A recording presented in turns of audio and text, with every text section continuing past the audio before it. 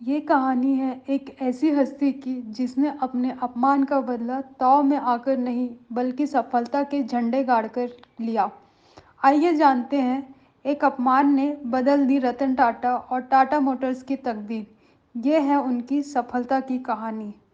कहते हैं कि अक्सर आम लोग अपमान का बदला तत्काल ले लेते हैं, लेकिन महान लोग उसे अपनी सफलता की सीढ़ी बना लेते हैं। टाटा कंपनी को नई ऊंचाइयों पर पहुंचाने वाले रतन टाटा पर यह कहावत बिल्कुल सटीक बैठती है।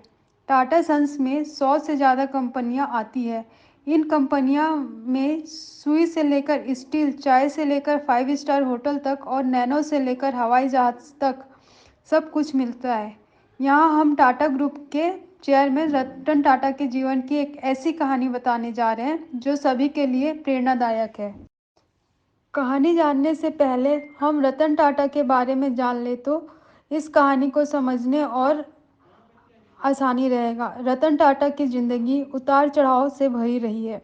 उनका जन्म 28 दिसंबर 1937 को हुआ था। वे टाटा समूह के संस्थापक जमशेदजी टाटा के दत्तक पोते नवल टाटा के बेटे हैं। रतन टाटा ने IBM की नौकरी ठुकराकर टाटा ग्रुप के साथ अपने करियर की शुरुआत साल 1961 में एक कर्मचारी के तौर पर की थी, लेकिन साल 1991 आते आते वे टाटा ग्रुप के अध्यक्ष बन गए।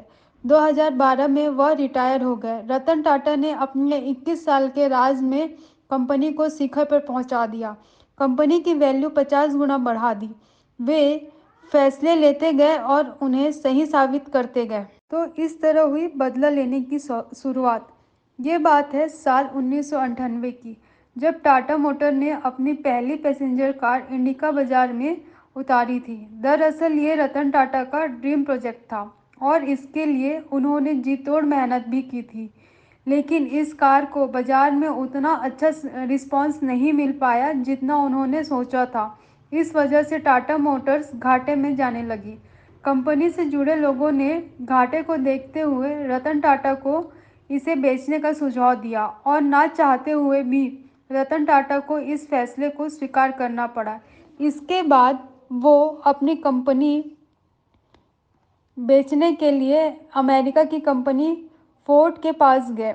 रतन टाटा और फोर्ड कंपनी के मालिक बिल फोर्ड की बैठक कई घंटों तक चली। इस दौरान बिल फोर्ड ने रतन टाटा के साथ अच्छा व्यवहार नहीं किया और कहा कि जिस व्यापार के बारे में आपको जानकारी नहीं है उसमें इतना पैसा क्यों लगा दिया। ये कंपनी खरीद कर हम आप पर एहसान कर रहे हैं। ये शब्द बिल फोर्ड के थे, लेकिन रतन टाटा के दिल और दिमाग पर छप गए।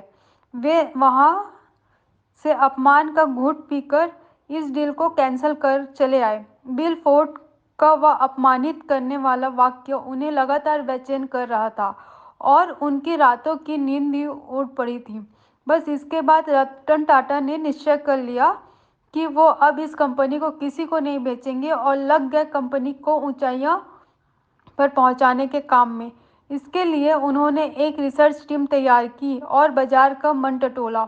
इसके बाद की कहानी सभी को पता है कि भारतीय बाजार के साथ साथ विदेशों में भी टाटा इंडिका ने सफलता की नई ऊंचाइयों को छुआ।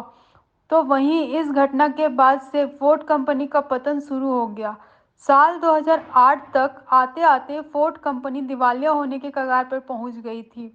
मौके की नज़ाकत को समझते हुए रतन टाटा ने फोर्ड की लग्जरी कार लैंड रोवर और जैगुआर बनाने वाली कंपनी JLR को खरीदने का प्रस्ताव रखा, जिसको फोर्ड ने स्वीकार भी कर लिया। इसके बाद मीटिंग के लिए फोर्ड के अधिकारी भारत आए और बॉम्बे हाउस में मीटिंग फिक्स हुई। इसके बाद ये सौदा लगभग 2.3 अरब डॉलर में हुआ। तब बिल फोर्ड ने रतन टाटा से वही बात दोहराई जो उन्होंने रतन टाटा से कही थी, लेकिन इस बार थोड़ा बदलाव था। उस समय बिल फोर्ड के शब्द थे, अब हमारी कंपनी खरीद कर हम पर एहसान कर रहे हैं। आज JLR टाटा ग्रुप का हिस्सा है और बाजार में बेहतर मुनाफे के साथ आगे बढ़ रहा है।